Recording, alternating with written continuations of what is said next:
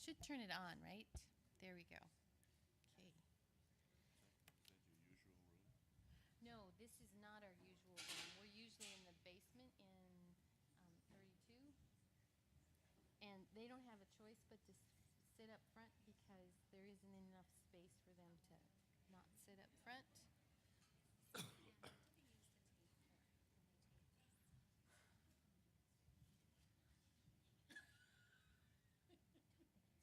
But excerpts could be used down the road. So. Okay, we're going to get started. I know that Faith isn't here yet, but out of respect for these folks' time and also yours, we'll start on time and end on time. The great news for all of you is that these folks will likely be willing to hang out for a little bit afterwards. So if you have some specific questions you'd like to ask them, I hope that you will do that. To get started, I just want to introduce the folks, but I'm not going to tell you too much about them because I want them to tell you a little about themselves as they answer that first question. Sam Y. is retired. He was with his last role was treasurer of American Crystal Sugar. Deb Anderson is the CEO of Summers Manufacturing. She is now in a role transition from president to CEO. So that's an interesting time for her as well. Don Lallam is president and co-owner of Park Company Realtors. And Troy Kinser is chief operations officer of Moore Engineering. It's a civil engineering firm. So, some of you, I must apologize, didn't have a chance to create questions for tonight. So I hope you'll make up for it by asking them live questions tonight as they come up. And then, here they come, our favorite attendees tonight with Faith. So, all right, with that, let's start with the first question, which... Sam, you're going to have to answer this past tense. Okay. What made you passionate about your job, and what gave you drive to do your work and kept you motivated? But first, give like a 1-minute synopsis of your career. My last position was. Oh, hang on. Thank you. My last position was with American Crystal Sugar. I was the treasurer. Any one of you from a beet growing family? No? A little bit? Farming family? Well, I was with the company for a very long time, and I retired from it 2 years ago at 62. And what is unique about running a treasury function in a large corporation? A treasury function is like a bank because we deal with money in and money out. And I was responsible for the financing package, meaning all the funding has to be supported by financing institutions. And we had over a dozen lending institutions that supported the credit of the company, and ranging from coast-to-coast banks and some international banks. One interesting thing is that I got to live in Moorhead and had a Wall Street job. Our transactions are large enough, many of them are in the 100 million plus, and the entire financing package is about 600 million. And that size of transactions received national and international attention. And so my role was to sell the credit and the credibility of the company, and I became the face of the company for the financing market and financing institutions. And that was very exciting, exhilarating, and at the same time, just a little story. When I became treasurer, I was still in my late 20s, early 30s. My first day as treasurer, I had a $6 million overdraft. But in those days, before stiff banking regulations came into play, the bank just gave me a phone call. And, oh, American Crystal, Sam over there, we'll take care of it.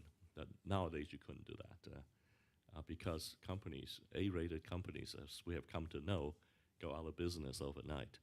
And if the bank had not the intent to lend you $6 million and did, out of a weird circumstances, and if you actually got out of business, it would be a very serious event in the bank examiner's routine. So it's just the size of the transaction that made it a situation that I actually had a Wall Street job living in Moorhead, and the treasury function of the company is larger than many banks in our region. The receipts and the outgoing funds on a daily basis, and so that was tense and exciting. But that's all behind me now. So I've deleted most of it in my head. Okay, so you want to pass it to Deb? You have to repeat the question. I will. It's what makes you passionate about your job and gives you drive to do your work and has kept you motivated? I guess what makes me passionate. Okay, so first, Okay. describe your career in a minute. Oh, okay. Describe my career in a minute. All right. I come from a family-owned business. My dad started it in the 1960s, and all the children were included in that business at some point. Not all of us at the same time, but we all were in that business. After a stint in college, I came back and worked my way up through the ranks pretty much. Started in, things like data entry back then when we were first getting computers. The ticker tape. No, you don't know about the ticker tape. Anyway, doing all those things and gradually working my way into the accounting and then the finance. I became the controller of the company. And then from that, I became the CEO of the company. So that's pretty much, there were a lot of things that happened within that time, and it took many, many years. It wasn't like it was, even within 10 years, I would say it was a 20-year span of time growing with the company and the family through that process. And what does Summers do? And Summers makes farm equipment. And so I saw that there weren't very many of you associated with farming. Is that correct? Okay. But that's what we do. We make farm equipment. We're right in the heart of North Dakota and Devil's Lake. We're known for really tough built equipment. And we have lots of competitors on the eastern side of the state. So, but Field tested tough. yeah, field tested tough. Keywords. And what is and passion and motivation? My personal passion has always been to do my best to improve whatever I'm doing, whether it's in every role I've been in. It's like, what can I make? How can I do something better, more efficient? That kind of thing. When I became president of the company, it was a little different because we became an employee-owned company. And the only reason I stayed on with the rest of my family, they were exiting the company.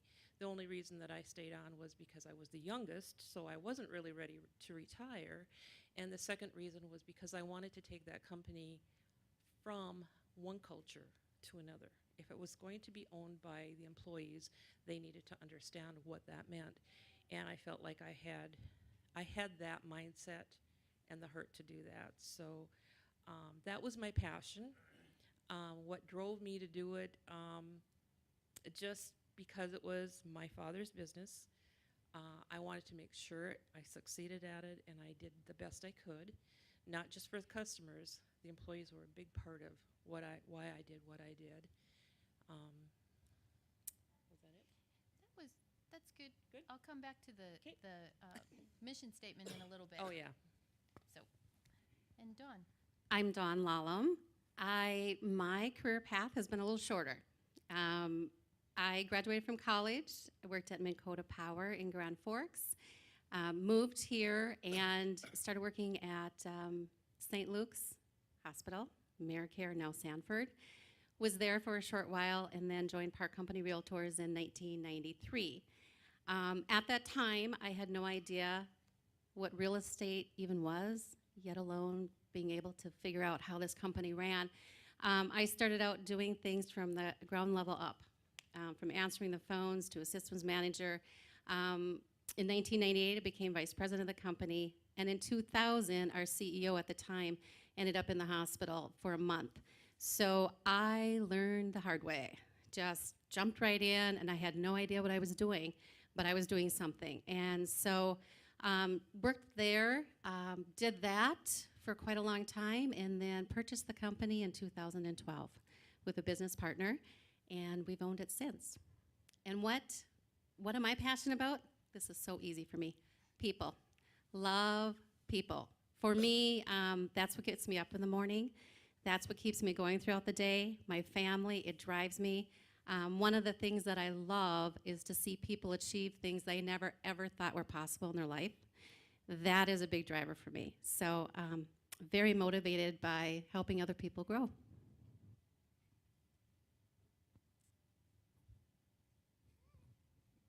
I'm Troy Kinser, as Leanne said, Chief Operating Officer at Moore Engineering. Started my career in 1982, graduate of Virginia Tech in Blacksburg, Virginia, and started out as a field engineer, doing inspection on pipelines and wastewater treatment plant projects. Moved into the office, became a design engineer, and then project manager, and then office manager and regional manager, and the opportunity came to move to North Dakota and take on a different managerial role within a growing engineering firm at Moore Engineering. So I've been there for about 3 years now. For passion and what is a driver for me, it's changed over time. First getting out of school, just wanted to succeed, was trying to be an upwardly mobile individual, trying to do the best that I could at every assignment that was given to me, tried not to complain, and just tried to outwork my competition and outwork the people that were around me. And when I outworked people, good things happened. And then as I moved on, later on in the career, the passion changed. Instead of trying to climb and achieve, but to help others climb and achieve. And so at this stage in my career, one of the passions that I have is being able to share the knowledge and the experience that I have accumulated over the years and share the mistakes so that others don't make those mistakes, and be able to share the wisdom so that they can hopefully achieve what their career goals are. Not everybody has the same career goals to be able to climb and excel. Some want to just be as proficient as they can at their craft, and I think there's places for both to have those that are really the kind of the stalwarts in what we do, the technically sound people, and others who want to climb up the corporate ladder and to take in a managerial role and help the company grow and aspire. I'm passionate today about helping others to achieve their goals and to watch Moore Engineering become the company that we've set out in our vision plan to be, and be a regional player in the civil engineering market. So passions change over time. Family was a driver at one point in time. That was the motivator to keep working. And again, now it's helping others. So they got these questions in advance, and I know a couple of them need a little bit of thinking time, so that's why they got them in advance. And so, Deb, I know this is not going to be your favorite question, but I'm going to ask it anyway. How often have you faced ethical dilemmas in your work, and have you ever made the wrong choice? Well, I've been thinking a lot about what's ethical and what is not unethical since Leanne asked me to do this, and it all stems back to your values and, you know, what you feel is right. And this is such a difficult world. But I feel like in our company, we had values. We established, I think as a leader, I established what I felt like should be, you know, how you should behave and how you should not behave. And I did have some very difficult things that I had to do. Even with family members, I had to let my niece go because I felt like her behavior was unethical. It was, you know, at work it was obstinate. It was different things like that. But outside of work, it was something that you wouldn't want brought, you know, related to your company, put it that way. And it's really hard if you are in a family business to have to face something like that and do something that is that hard. And, you know, it kind of cracked our family a little bit. There have been many, many others as well, not as hard as that one, but others that their behavior did not match the culture that I was trying to instill in the company, and they just had to go. So, Have you ever made a wrong choice? I probably have, and probably I made a wrong choice because I was expecting someone else to handle it, and they did not, and therefore we lost a very good person. And I blamed myself because I should have really stepped in and been more proactive in either making that supervisor, you know, handle it better, or I should have done it myself. And so I have made wrong decisions. But the best thing you can do when you do that as a leader is admit it. Because you will not get respect if you don't say, look, this didn't go down right. You know, and I take responsibility for it. People will respect you much more for it than if you don't say anything or point fingers at somebody else. So Troy, I'm going to skip over to you and ask you to answer that question, please. What was the question again? Have you ever faced, how often have you faced ethical dilemmas in your business? And have you ever made the wrong choice? Ethical dilemmas in the business, sure. I've been fortunate, though, that had the privilege to work for companies that had the same values that I had. And so if we can have culture and values that align, company values, culture that align with your personal values, you're not put in compromising positions where you've been asked to do something that you just know is wrong. Probably make a wrong choice daily. I don't think anybody out there is perfect. I look at the things that we do, the position that I'm in right now, the decisions that we make impact the company. For me to make decisions that are wrong, I try to temper that by seeking the guidance of others. I don't believe in operating in a vacuum. I believe that there is power in the collective, and I believe that we're stronger as a group when we can come together and discuss. Having said that, the decision rests with someone. A lot of times that decision rests with me, but I do try to seek counsel and input from others. The decisions are not ethical decisions that I've had to struggle with, other than one situation where we had a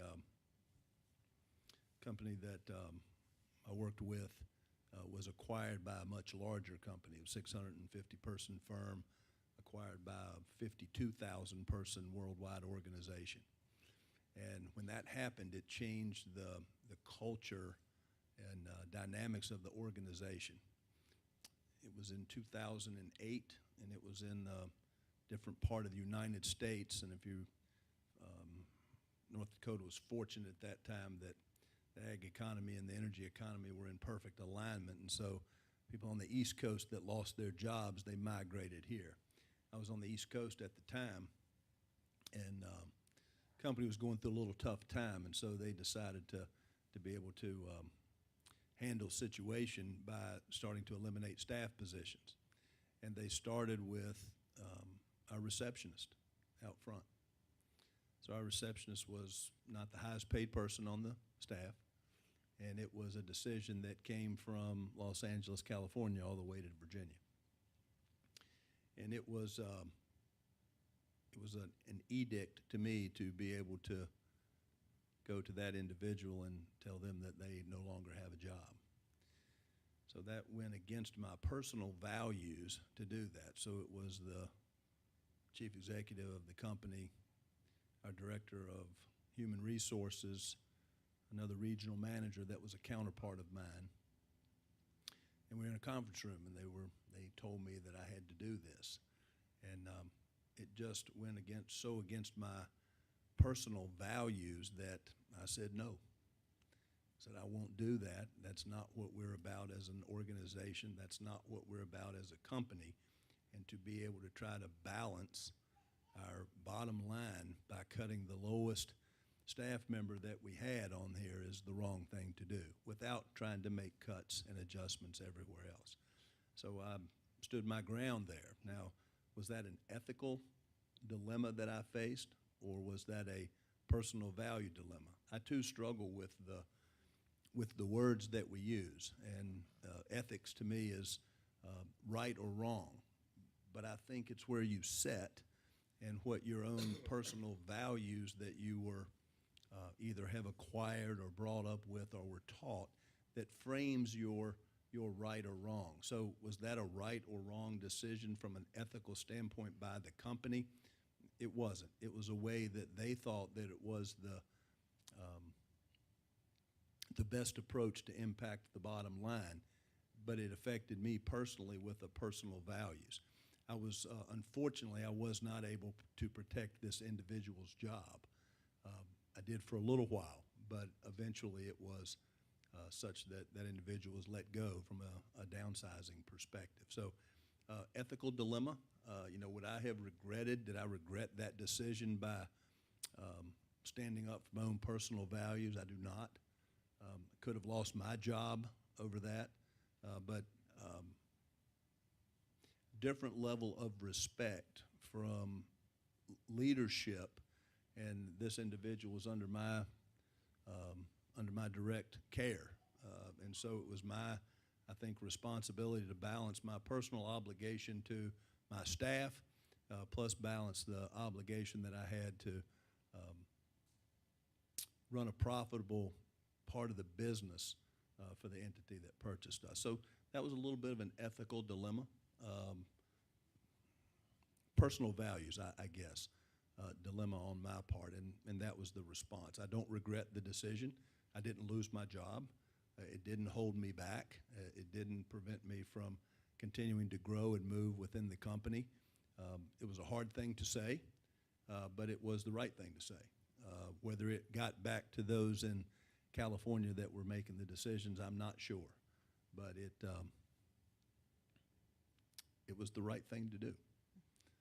So I'm going to go to Dawn, and Sam, you and I talked about another situation, so we'll land with you at the end. So Dawn, I kind of know too much, so I'm putting these folks on the spot. Well, yes, we deal with this. I personally deal with this every day. When you're talking real estate, you're talking houses, the largest purchase that people will make in their lives, the emotional attachment they have to it. There are a lot of ethical dilemmas, if you will. But I have a saying that I try to live by, and it is respect the pause. Take a breath, step back, and respect the pause for a moment. Because when you're faced with some kind of dilemma, ethical dilemma, whatever it is, if you give yourself a moment, most people will do the right thing. Personally, I hold myself very accountable. Not long ago, I felt that I had some behavior that I didn't think was conducive to the person that I am. And so I made some calls, picked up the phone and made personal calls to those people who were around me, those people who may have been involved. And I really shocked a lot of people, but I felt like it was the right thing to do. I think as an individual, your values determine your reaction to most things in life. It really, truly is who you are to the core. So Sam, the question for you is going to be, what's the most unethical thing you've seen, and how did you fix it? Before I get into that, I want all of you to remember that you're only hearing one person's perspective, and I can be wrong. And we live in a country that there's presumption of innocence, and so take it as a fable, maybe, and not necessarily my version is the ultimate truth. But I'll try to stick to facts. I had a encounter in my mid-career, and I won't name any name or company, that involved a theft.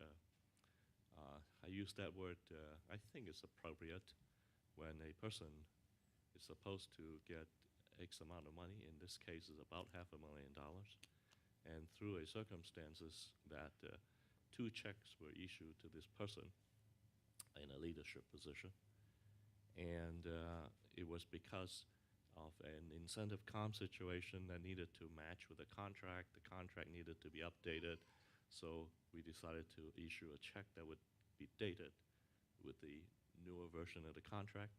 So this person, in the meantime, had 2 checks, and they were both deposited and invested. And the company was in the process of facing a year-end in about 3 months and facing a stock offering in about 4 or 5 months.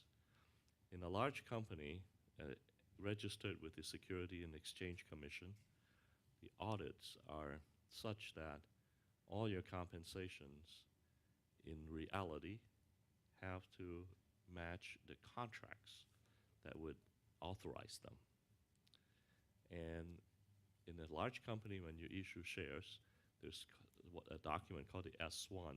That's when you go to market. That's when you, if it's a new company, you ring the bell in Wall Street. All the compensations are listed, and they have to be backed up by contracts or documents that authorize them. And if you have a situation that somebody get paid twice and the contract only says once, you have a problem. And once you cross year-end, you cannot fix it because the date is stamped on the document. December 31 is the date, and if you, on that date, the contracts didn't match the pay, then you have a problem. And any fixes after that is after the fact. And when you are going to the market with your shares, and your auditor would have a problem with it.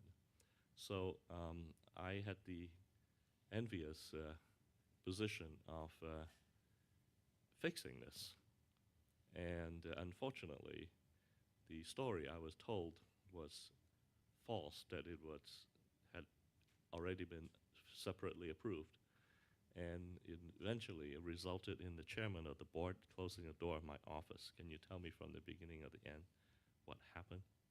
And I said, wow, I thought this was approved. No, we never talked about it.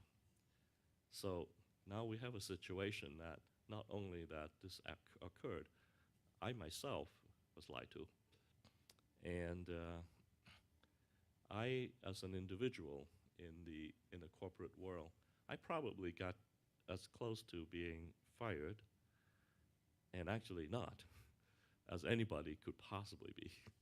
I even knew the name of the guy that was going to take my place. That's pretty close. And when you have that kind of behavior, and when there is another person whose job was to cover the trail, and when these people are at the highest level of the organization, it put me in a very difficult position. I documented every hour of the day what I was doing. And when you work for a company, all of you will for sure be unfairly treated at some time. It may be short duration, it may be a more fundamental, maybe more than just for a project that somebody beat you up that you shouldn't have been, maybe more fundamental that you someone feel that you should be out. In this country, we have a lot of law and regulation about sexual harassment, but there is no law about plain old harassment. And there are words that people use to try to get rid of you. And I will give you some example. You're not a team player. You are behind the times. You don't fit into the culture of this organization. Now, those things are so nebulous that no examples are actually necessarily given or can even be found. And those are things that actually mean something else, is that I want you to get the hell out of here, and I am the one that will determine that. And that's when people say those things to you, you be very careful what they really mean. And I ended up, we have a couple of young children. My wife and I had just started a major remodeling of the house. And I ended up telling my wife, do not buy anything that costs more or harder to move than a blender. A blender is not very expensive, very easy to move. And as it turned out, of course, the person eventually had to make good the day before the end of the fiscal year, not one day too soon. And so things sort of got put away and put back in shape. And I was pleased that some of the colleagues had come to me at that time and said that, Sam, you were the one that held the shop together during that very difficult time. And these people are either dead and gone now. And but I have seen a very serious infraction, and those were days before Enron. There was no whistleblower protection. There was no protection for somebody ganging up on you and getting rid of you. And now corporations, including the ones locally that you know about, have a third-party organization that would take calls, that would take email. If you have something that you have observed that's against the law, against practice, against questionable, you do not have to be exposed within the company. It's a third-party company that would take that call. And those were probably the most difficult things that I've had to do. I've had to fire people. I have to do all kinds of other things. But that's different from not only observing something like that, but people above you. And whatever intention that was, Leanne, if you ask me, do I regret, what have I regretted? Well, I'm not sure. I think I judge myself harsher than others. Others would have said that during that period I did very well. I would have said to myself that, hey, why didn't I go stronger on this? Why didn't I go sooner on this? I was still trying to fix it so that it would not be a problem. We still had a few weeks that we could fix this, and but it got fixed, and it was not easy for me after that until these players left the company within less than a year. And looking back, maybe I did something unknowingly that benefited the company, because after an event like that, even though this group of people did not get their just punishment, so to speak, or they get their hands slapped a little, but I think they themselves knew that after doing something like that, their future in the company is limited. And this group of people left in within a year. And the person that went from our company to another, that company, the first year, this is according to knowledge that I had, and it may or may not be true. The first year there was an inventory valuation issue that protected profit. The second year, in order to look good, the fiscal year end was changed. And then the third year went bankrupt. And that company produced goods that many of you or your parents will recognize in the shelves of commerce. And it's a very old company, and that company didn't exist after 3 years there. So maybe I have provided a little value that group didn't stick around. So what I appreciate about Sam is, I'll let you hold that, is that whenever I've shared ethical dilemmas with him, he always gives me a counter perspective, which has always been very helpful, as do the other members of the panel here. So before I move on to any more questions, what questions would you like to ask? And Faith is watching in the back of the room, so somebody from her class better ask a question. Anybody?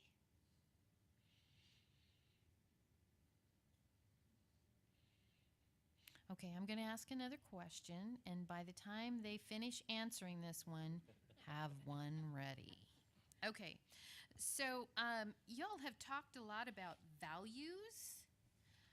So what values, personal and business-wise, do you have? So in other words, Troy, if we start with you, what are your personal values, and what are the company values, and how do they align? And then we're going to move this way. And if you want to talk about your mission statements, feel free to do that too.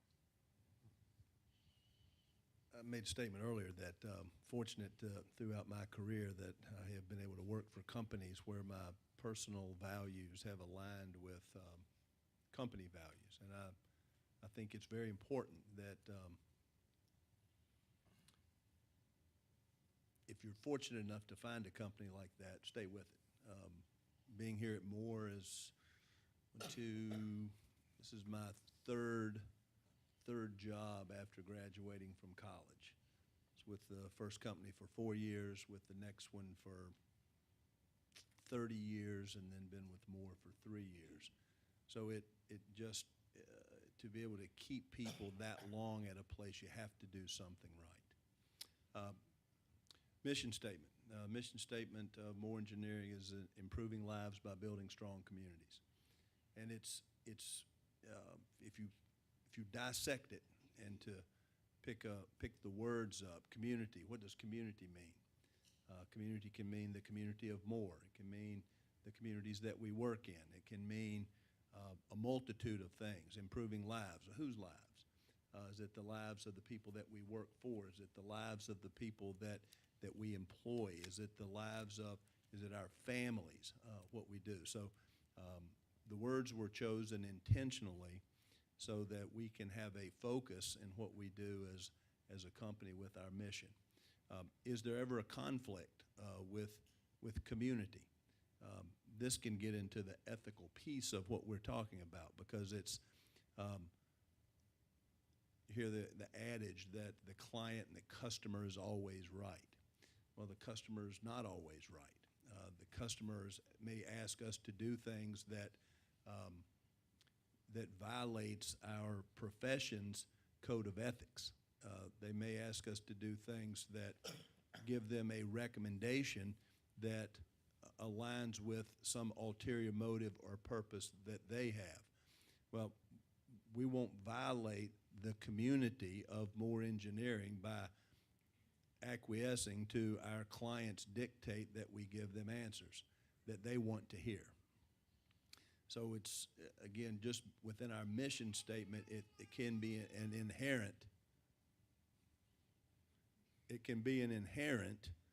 conflict there. So values, respect, integrity, loyalty, kindness. I'm missing one. Accountability. That's probably the first one I should have said in there. But so it's we went through a process. Leanne helped us through the process of refining our mission statement. It was so long that it was about 4 lines on a sheet of paper, and you ask people within the organization, what's your mission statement, and they just kind of fumble through it. Right now, it just kind of rolls, improving lives by building strong communities. That's what we do. And we went through the values proposition, so respect, accountability, loyalty, all those are kind of common in the business world, but the one that we added the last time was kindness. And if you look in the corporate world, I think that the a value of kindness, somebody Google it sometime. I think there would be a rare few that would have that in the values, but it speaks to the culture. Sam mentioned that if you don't fit with the culture, that it could be a sign of, hey, it's time for you to go. Well, sometimes if you don't fit with the culture, it is time for you to go. So if you don't treat people with those values within our organization, then you really don't align with us. And if you have people within your organization that do not align with your company values, it's a cancer. It starts to tear at the organization because they start making decisions based on a different value proposition than what we as a company have, and that puts us at odds. So we don't want to do that. So that's ours. Deb? Okay. Safe question. Mission, Mission? values, Mission and values. and how they Okay. align with your personal ones. Okay. I'll start with my personal values. My personal values have always been pretty much, a spiritual thing for me. It's treat others like you want to be treated, simply that. I mean, it doesn't matter if you're, and I would tell the group this, it doesn't matter if you're the CEO or if you're the guy that's sweeping the floor. Everybody has value, and everybody's a person, and you treat everybody with respect. And this is where, how I was trying to change the culture so that they would understand that treating people how you want to be treated is what's going to be the new norm. I guess maybe our mission statement, I'll talk about that a little bit. It started, we're a farm equipment company, okay? I'm not really excited about farm equipment, never have been. And a lot of times people would say, oh, it's really odd that you're the CEO of a farm equipment company and you don't know that much about farm equipment. I'm like, well, leadership really isn't about, the farm equipment. It's about the people, the company, the finances. It's such a big, broad thing. It doesn't mean I have to be the expert about the farm equipment itself. But when we looked at the mission statement, it didn't really move me either. It was, our mission is to build field-tested, tough farm equipment. I'm like, oh, okay, wow. That didn't resonate with me until Leon got with us and we started brainstorming, and we added on the end to help farmers feed and fuel the world. And that made all the difference to me, because I thought, okay, now we have a purpose. We're not just building farm equipment to get sales, to make profit. I don't want to be that company. I don't want to be that, the regular, we're just out for the money and type of thing. I wanted it to be purposeful. So when we talked about feeding and fueling the world, that made all the difference to me. So it kind of it's kind of a heart thing. Leanne also helped us work on our values, and I brought my pyramid. I was taking it out of the car, and she's naming them off already, she knows them. But on the bottom, we have what we felt was our foundation, and respect. Thank you, Dawn. Respect, integrity, and pride. We felt like if you could respect each other, if you had integrity and you're going to do what you say you're going to do and do it when it's supposed to be done, and if you can take pride in your work. Those three things would lay a pretty good foundation for a company. I think we could pretty much get along. Then we added teamwork because we're going to have to work with cross-functional departments. Sometimes that's hard in companies. You know, it's like the welders against the painters, or the fabricators don't like the shippers, and, you know, all that kind of stuff. But you really want everybody to have a common goal and work together. And then we put family-oriented in there because we wanted them to feel like if they had something going on in their life, that somebody else in the company could step up and say, that's all right. You know, I can do your work for a short time while you go deal with whatever you have to deal with. Then on top of that, we put, and if we do all of those things, we'll have quality, innovation and technology, and at the very top, we want to be close to our customers. So that's the one we came up with, and I think it speaks to a lot of different things. Everything from, you know, we want to be technical in our products and everything that we use in our business, down to how we treat each other. So. So, Dawn, how about you? Our mission also was very old, dated, stale. Didn't really mean a lot to us. So Leanne came in and she helped us as well. And we answered our why. Why are we doing what we're doing? And so our mission statement now is Park Company Realtors brings life, energy, and excitement to the community that we love and call home. And it really states our why, what we're doing. It makes it more personal for us. It's not about sticks and stones. It's about something bigger. It's about the why. One of the things that Leanne also helped us with was establishing our values. And I will just read them to you and let you know what they are. Every decision that I personally make on a daily basis is looking at these values.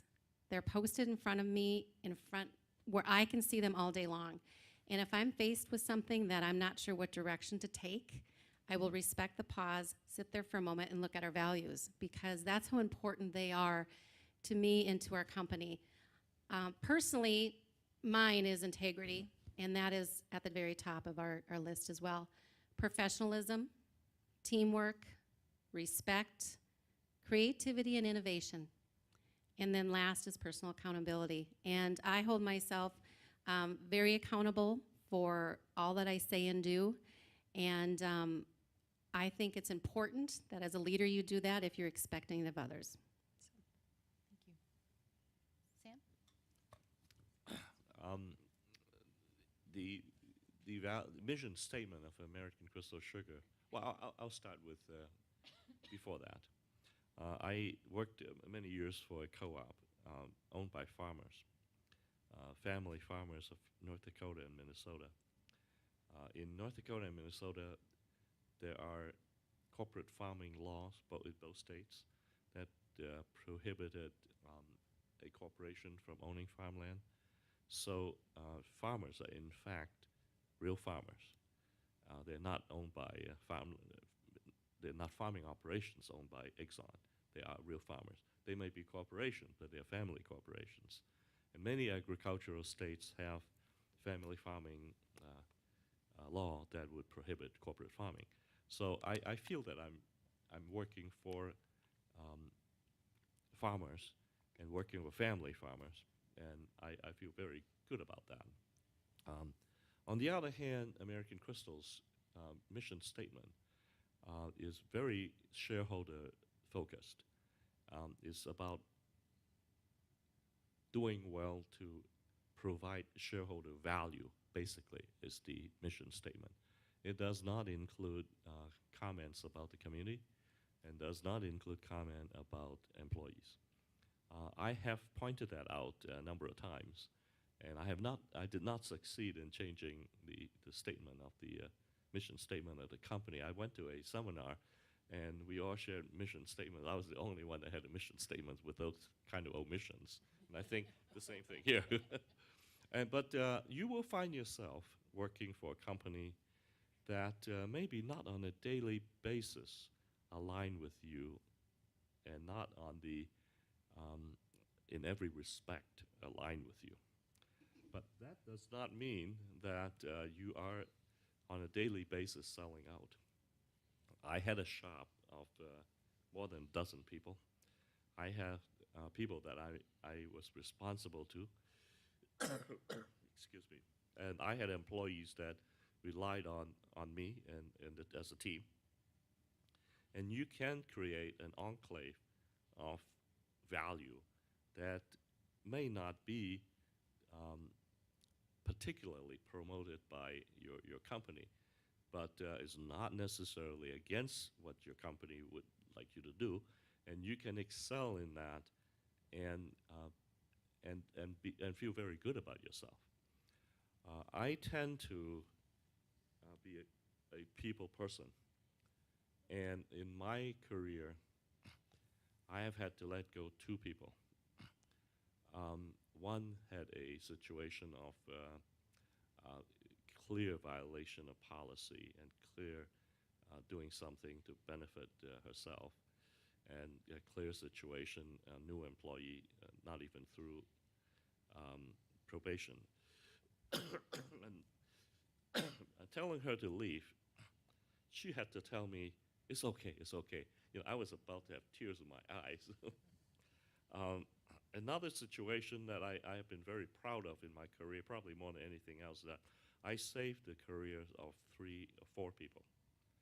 And these were people that were thought to be to the point of should be let go. And in 4 of those 5 situations, I was able to redefine a job that they became very good at. And in almost all of those cases, people that wanted me to get rid of them had come back to me and said, "Well, you were right. Well, you know, you did well with these people." Except I had one that I held on to for too long, and that person lasted for 6 years. And finally, I found a way to let him go and give him a 6-month severance because of the duration, and I took some responsibility. I always thought that I could make it better for him, but it didn't happen. So I regret that by having that kind of attitude with people. I had 4 good ones and 1 bad one, and I would always admit that. But it's not a bad a give and take, and I feel very good that those 4 people would have lost their job. 3 of the 4 had spent many years with the company, and they would have been let go after 25, 27 years with the company. And I was able to hold on to them and redefine the job that they were able to do well. And one thing about companies, especially big companies, they do not look back and say, as a company, we have done something wrong. Corporations do not do that. There is public relations issues, there's marketing issues, there is just so many issues with coming out and saying that we messed up as a company. Now, smaller businesses, individually owned businesses, family businesses, they can do that, but corporations do not do that, do not stand up and admit that they have gone wrong. And that's why corporations don't often learn from their mistakes. You will see mistakes being committed over and over again, because in order to fix something, in order to learn something, you have to admit that you have messed up. How many times have you seen CEOs defending what they have done on TV? How many times have you heard the CEO saying that, "Oh, we completely messed up, we got to fix this, or we got to take another route, or we did someone wrong, or we did something wrong"? Almost never. And I think that's really something in industrial science that we need to ask ourselves. Obviously, collections of people make mistakes, but they don't admit it. And if you don't learn. So I will say Tylenol did admit they made a mistake and fixed it and saved their company. So there are very few examples of that. He's going to argue with you. Can you tell? He's got it. It's gonna come back. Sometimes they're backed against the wall, they have no choice. Okay, Well, the ones I'm talking about are the ones that people don't even know, but we messed up. okay, so who's got a question? Yes.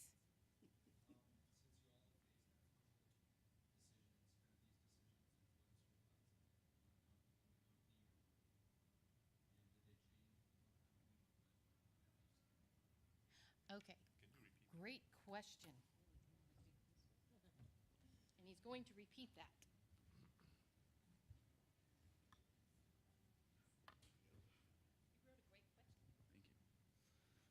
Since you all have faced ethical decisions, have these decisions influenced your thoughts on a company that you're working for, and did they change what the company looked like from a value standpoint?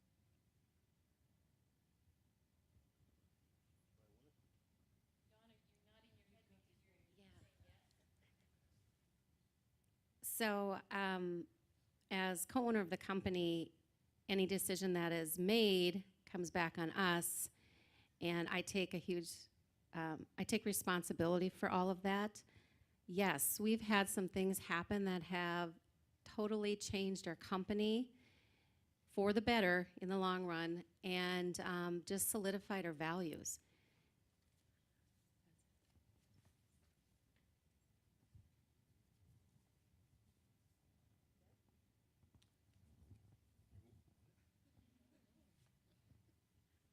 I'm not saying you have to, I'm just wondering if you do have something to add. Not trying to put you on the spot on that. I don't think our values have changed.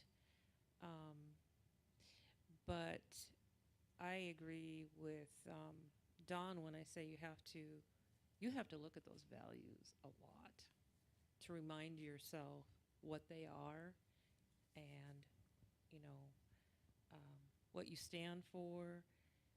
So you take that step back, like she said, and yeah, I don't think it's changed anything.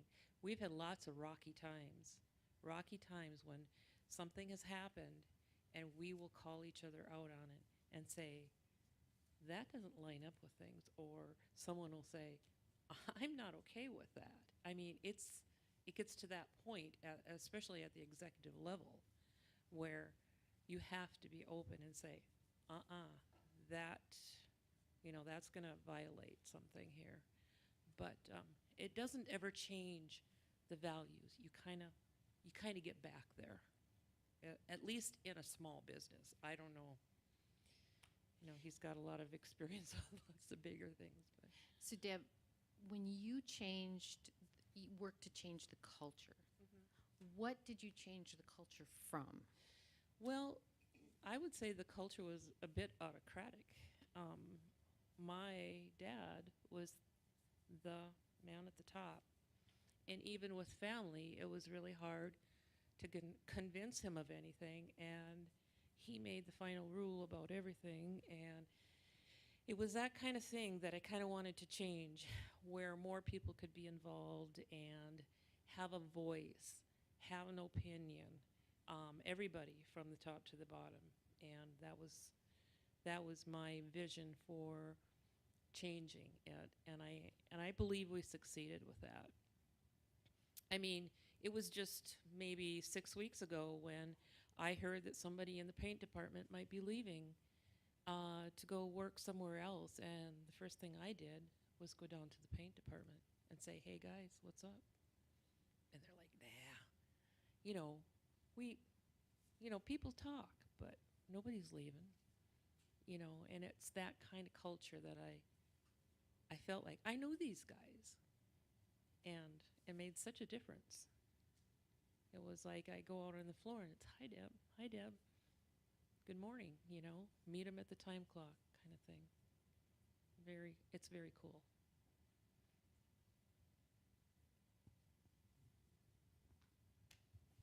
I had one, the company was acquired by the much larger firm that I mentioned, and it changed the values of the company. Ours was more employee-centric. We valued the employee at the sacrifice of profits.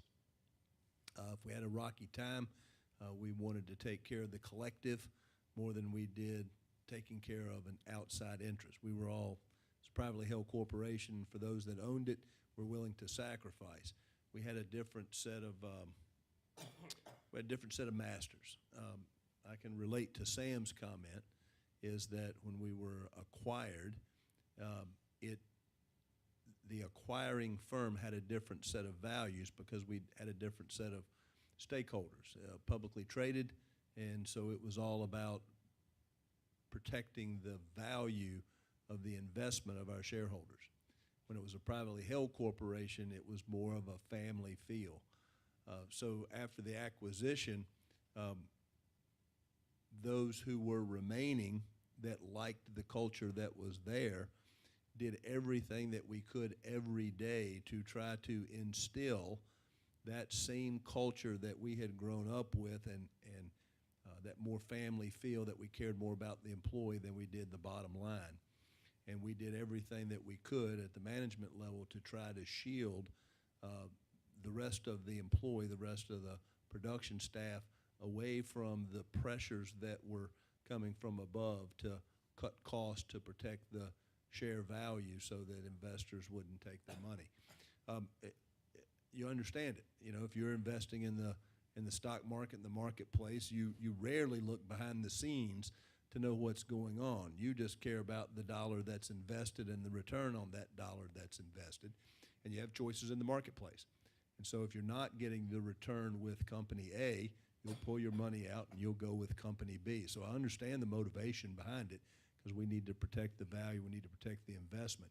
But it was every day that we worked as hard as we could to maintain that family business-like, that family feel within the business that we were running. And I think loyalty begets loyalty.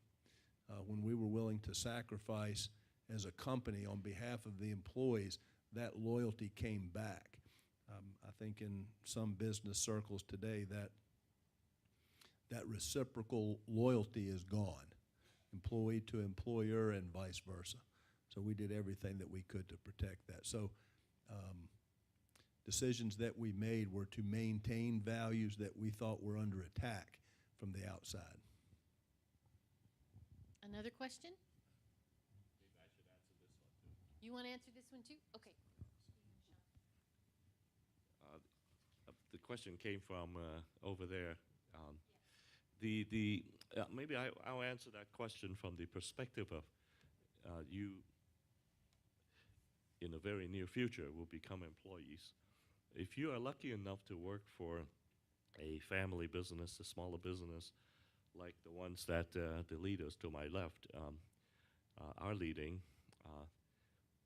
very conscious about value, very conscious about doing the right thing, then you will be very fortunate.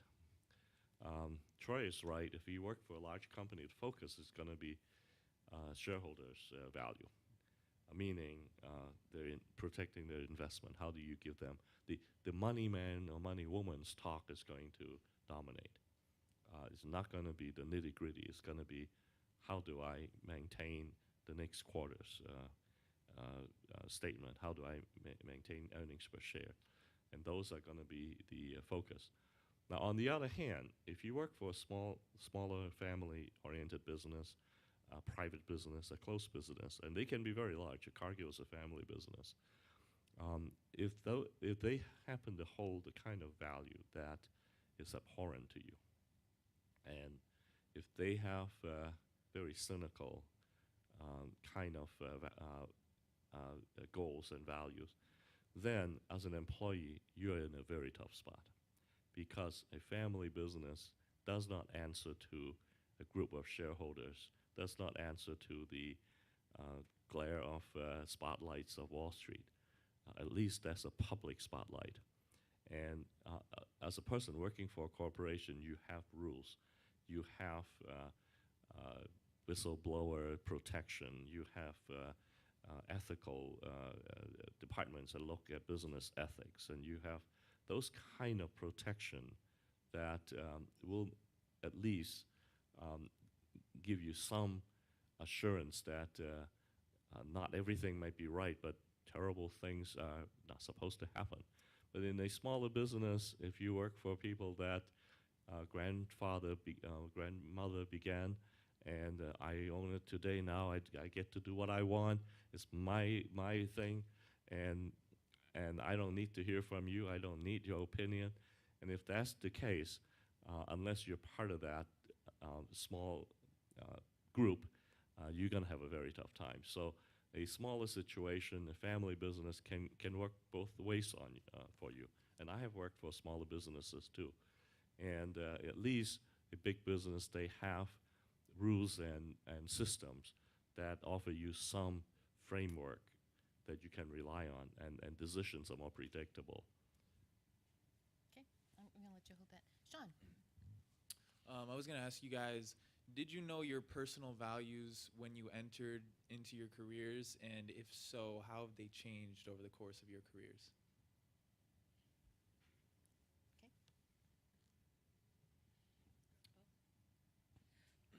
I've always known my personal values. My personal values, like I think I alluded to earlier, come from my Christian faith. Those are my personal values. So when I went into that position, it's a mindset, it's a heart thing with each person, with each leader that goes into their position, and I brought those values with me. I don't feel like they changed. I'm not saying that I ever was not disappointed in people. I was a lot. I'd always try to look past those things and try to get the best out of everybody. I did some of the things that was discussed here on the panel, where I put people in different positions, hoping that would help remedy some situations and save some people their jobs. It didn't always work out, and some people just had to go, but I've always had the same values going in. I've got the same ones now, and that's what I brought with me. So. I don't think mine has changed a lot. It's based on fairness. Um, I think that's a pretty good one, that how you treat other people and how you approach things. But beware of very lofty value. They can also be perverted. A very value sounding very good can have manifestation and implemented in very wicked ways. And those are the same people that are still claiming that they have stuck to very pristine value. So beware of what is on the plaque. Sounds like you read the chapter on evil, huh? Anything to add? You good with what you got? I'm not sure that when I started my career, I could articulate values, my personal values. I'm not sure I even thought about it. But I do agree that it was more inherent. I didn't learn them over time. But as I went further in the career, you had to start thinking about them. What were the values? And you had to be able to articulate it, because someone would ask the question.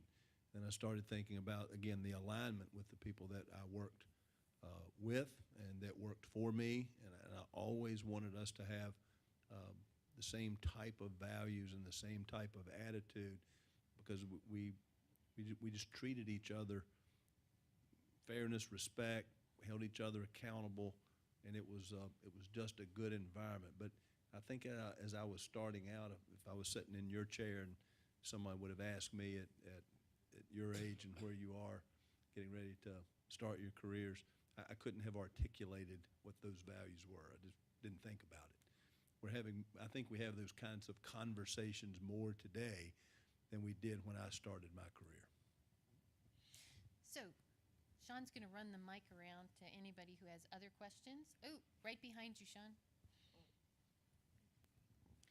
For those of us going into business, what advice do you have for us when facing ethical decisions or finding ourselves in an ethical dilemma? Take a step back, breathe, you'll do the right thing. Believe in yourself.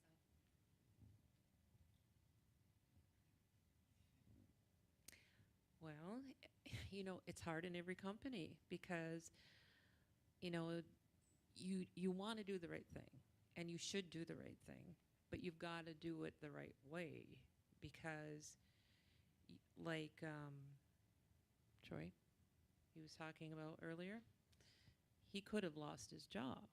So you have to think about those things as well. But you can't look away either. But find out if most businesses are going to have a process. If you see something, you can do something. Okay, for example, in our company, we do have a third party that you can call. So we had our janitor was shredding paper. This is many years ago, okay, when we first had shredders. Somebody calls the fraud line and says, something's going on here because they're shredding paper. We were just shredding old paper, but I know. You don't have as much paper nowadays as we had. I mean, we printed gobs of paper. So we had to shred it. I mean, that was the only way we could get rid of it. But usually, just find out from the company that you're working with up front, what do I do if I ever encounter something like this? Because then you don't have to be afraid of the process. I'll answer your question in very specifically. If you're in an organization, you're asked to do something that you do not agree with, absolutely you don't agree with, but it's not illegal. You just don't agree with it. You don't think it's right. Maybe ethically not right, but it's not illegal. Then you have two choices. Try to influence it so that it will be in the way that you can agree to it. Internally influence it. Or if you cannot do that, you have to resign. Because they are paying you to do what they think you should do. And if you don't agree with it, if you try to undermine it internally, then I think you may have an ethical problem as well, that you are getting paid to work against them. And so you have an ethical problem as well. So I think at some point you need to resign. Second is that if you're made to do things that are illegal, or asked to do things that are illegal, or observe things that are illegal, then you have a different issue. I think it's your responsibility to report it if it's illegal. But if it's just something you don't agree with, then I think you need to either change it or you need to quit. One thing I will add is sometimes when you are asked to do something that you disagree with, identify why you disagree with it. And often it's something that if you shine the light of day on it, and it will be perceived negatively outside the organization, just by sharing that perspective can sometimes shift the direction, and they're willing to look at it. That's why I said internally change it. Right, internally change it, and that's one of the ways to do it. Okay, who has another, wait. Never be afraid to speak up. Okay, say that into the mic there, sir. I said, never be afraid to speak up. That you may say, well, gosh, I just started my career. Be thoughtful and respectful of the way that you challenge a decision or you challenge what you've been asked to do. But I know that throughout my career, and especially now, I value the input of others because I think we are much stronger as an organization when there is that willingness and freedom to speak up and to be able to change internal, whatever words you want to use. But don't be afraid to speak up just because, gosh, I'm the newest member of the staff. I may be the youngest. Whatever reason that you can come up with not to share, get rid of it. Share. I think you will be respected more in organizations because you are willing to be respectful and speak up to try to positively influence the organization. if I can have all staff members that would come around and say, gosh, I've got a suggestion of the way that we can do things better, just looking at it from a different perspective, you never know where the good ideas are going to come from. So if you run into that dilemma, challenge it. The difficult part of this whole thing, though, is that as you get further into it and you say, gosh, if I try to buck the system, it's not illegal, you just disagree. If I try to buck the system, maybe I'm going to lose my job. I've got a house, I've got payments, I've got debt, I've got a family, I've got all these things that are tugging at you from an ethical standpoint. What do I do? Sam's suggestion was either you change it internal or you get out, you quit. Do it smart. Don't just come in and drop it on the table, because you do have other responsibilities around you. But if it doesn't align, you're going to be miserable. You're going to be miserable if it happens throughout your career. You'll be miserable in that. And the good thing about where we are and what we can do, we have choices. We're able to go find other employment. We're able to go do something else. We're able to try a new career. So speak up, and if you have to leave, be smart about it. And I'll follow up on Troy's point. Even if those things that you really disagree with, that are not ethically related, but you truly disagree with it, you still want to change it. But if you can't change it, it may still bother you a lot, and you may still find yourself needing or wanting to leave. Just a complete different approach to how you see it. It's not unethical, it's not illegal, but if you cannot live with it, it just is not the way you would ever do it, you would be very unhappy, and leaving is still the right answer when that happens.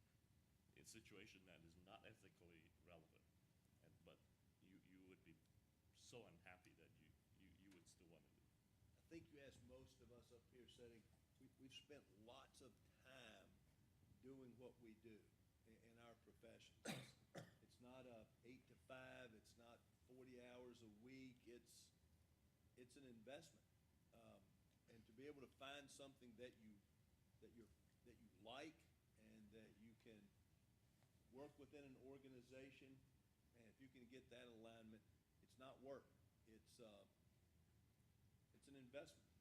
I've always looked at it as an investment in myself, an investment in my career. Fortunate that it's worked out. I would just like to add that surround yourself with friends, confident people that you feel share your values, and you can ask them how they would approach that. If I'm in an ethical dilemma, I will call Leanne and talk it through with Leanne. And after today, I feel like I can also call Troy, Deb, and Sam as well. So having those circle of friends around you that you can talk it through before you take action makes a world of difference. Okay. Questions? Another question? The mic is in the audience. Javier. Okay, now he asks tough questions, and the last time he asked a question in public, he didn't get answered. So we're going to make sure it gets answered this time. So, as an investment banker, which is the career that I actually want to be in, I know that it basically your mission is to get the best returns and revenue for your client. My question is, what if you go through a ethical dilemma where the best way you can get that return in revenue is to pull an unethical thing? What do you believe that would be the best option to, or the best, I guess, option for that dilemma? Just for the audience, investment banking is an investment banker is the one that when there's a business deal, a business coming together, and you're the one that make it happen through financing and through structure, and get the deal come together with an influx of money. And your question is, to make it work, you have to be unethical. What do you do? Am I capturing it? Don't do it. Absolutely don't do it. You go to jail. That's not even the best reason would be your mom won't like you. Just don't do it. It'll ruin your career. It'll only take one to be untouchable. That world is very small. My world is agricultural financing. We nationally, internationally, we know who they are. That world is so small that when you, just from an expedience point of view, when you do something like that, you'll be black marked forever, and if not, go to jail. So just don't do it. Just absolutely don't do it. Don't even get close to it. You can't get more specific than that. Other questions? What do you expect me to say? Just to make it work, why would you do something that would be unethical? And let's say you got away with it. Eventually, if you got caught, your reputation would be, you'd be over. And so I'm 100% with Sam. Why do it? So maybe I have to rephrase the question. I may have said it wrong, but for me, it's more like maybe it might be unethical towards like my personal views, but like I was just wondering if I don't agree with, how do I say this? So not illegal, but out of Just line with your values. Yeah, that's what I And I meant. think, would you say, Sam, that you are same thing? Okay. Sadie, did you have a question? I do. Okay, so my question's for Dawn and Deb. I was wondering, were there any moments in your career where being a female gave you any disadvantages? Yes, many. I will say that in the real estate business, it was primarily men for many years, and women entered the scene. But women in leadership was a whole new level. And I'm relatively young for what I do. I'm 48 years old, and I've been with the company since 1993. Even having been at the company for nearly 25 years and working my way up, there's one thing I couldn't change, and that was being female. And as much as people want to say that that is not an obstacle, in today's world, unfortunately, it still is.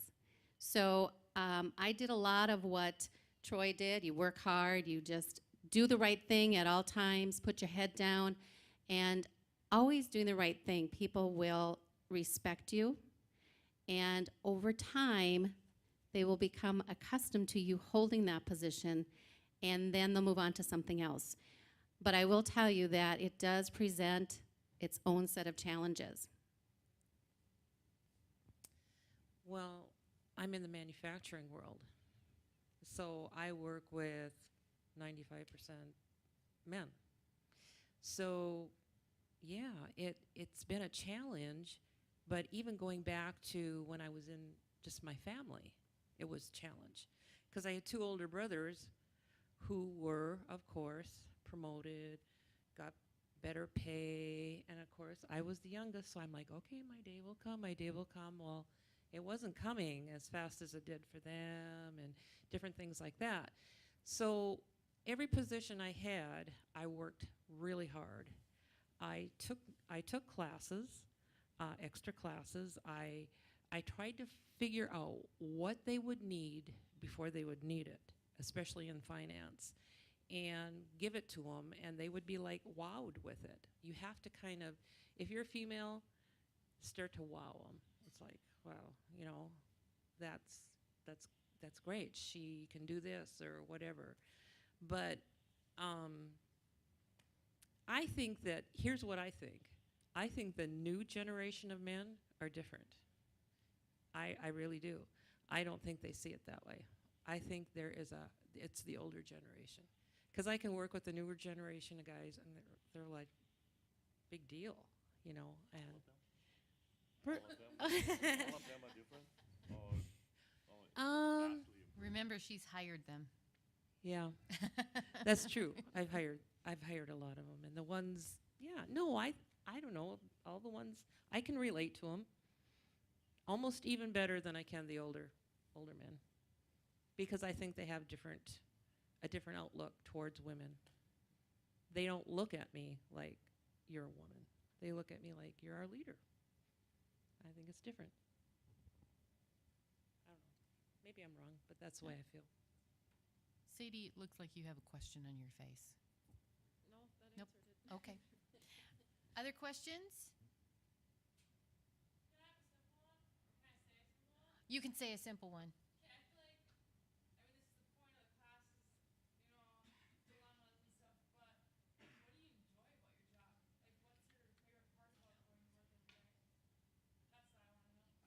Good question. Sam, the retired guy. The when people ask me towards the end of it's close to retirement, when are you going to retire? I said, well, I'm one bad meeting from retirement. Your question about what do you like, sort of the brighter parts of job. I think latest studies have shown that people find their careers, unlike what you may think, a kid that has always wanted to be a fireman, and he becomes a fireman, and he loves his job. And you've always wanted to be an astronaut, you become an astronaut, you love your job. I have read that that's not how most people become happy with their jobs. Often it's not what they have always wanted to do, but situation occurs, happens, you fall into a certain area that you never thought you would go into, excel in, and you learn with your colleagues, and you become gradually better at it. And when you get better at it, that becomes a satisfaction, and then you search out other ways to be better at it, then gradually you become an expert. I know lawyers that are doing intellectual property law. When they went to law school, they never imagined that they would do that. When they get out of law school, they get hired by a firm. The person that this person becomes following happens to have that area of expertise. After a few years and a few projects, they themselves become very good at it. So you kind of gradually fall into a track that you become that becomes something you love. My job, same way. I never thought I would be a treasurer. I wanted to be a philosophy professor, or teach history. That's what I wanted to do, but I didn't do that. And gradually, I had a finance degree, and I joined a company, and I became good at it, and I was rewarded for it, and I found ways to be better. And all of a sudden, you're rewarded by your own excellence. And I think that is a very rewarding thing when you come home and say, wow, there's beauty in what I just put together today. Wow. Boy, I couldn't have said it better than that. But it's so true. You'll do something, and you might not think it's much, and somebody will come and say, you are really good at that, or that was great. And that's what makes the difference. So, and I agree. You just, like I said, I wasn't in my role for 20-some years. It took 20 years of doing different things and people encouraging me along the way and saying, you're good at this, do this. And yeah. So is your question, what do we like about our jobs? Is that what you were asking? Yeah. Okay. I have a cold tonight. I'm not feeling the best, but I got to tell you that I am a high energy person, and I like to be around high energy people. So when I walk into our office, that energizes me. It's the people around me. They motivate me. They energize me. There's a lot to be said about culture. We've talked about culture. There's a lot to be said about that, because people will stay in organizations such as that when they have that culture and that people and that excitement. They'll stick around. What I love about our business is there is no ceiling. There is no glass ceiling. So whoever joins our industry or business, you are in charge of how far you will go.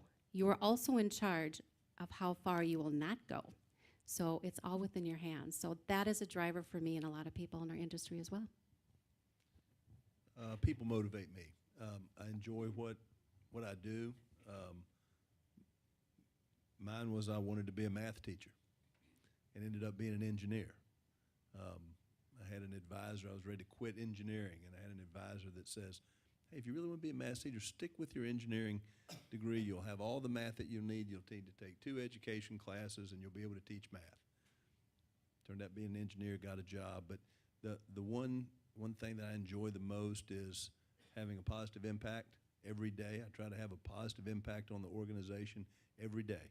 I try to come to work with a good attitude every day. I believe good attitudes are contagious.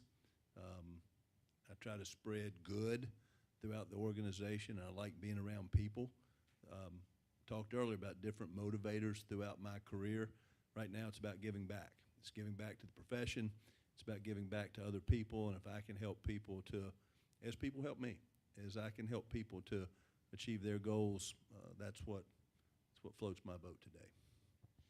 And with that, we're at the end of our time, so let's say thank you to our panelists.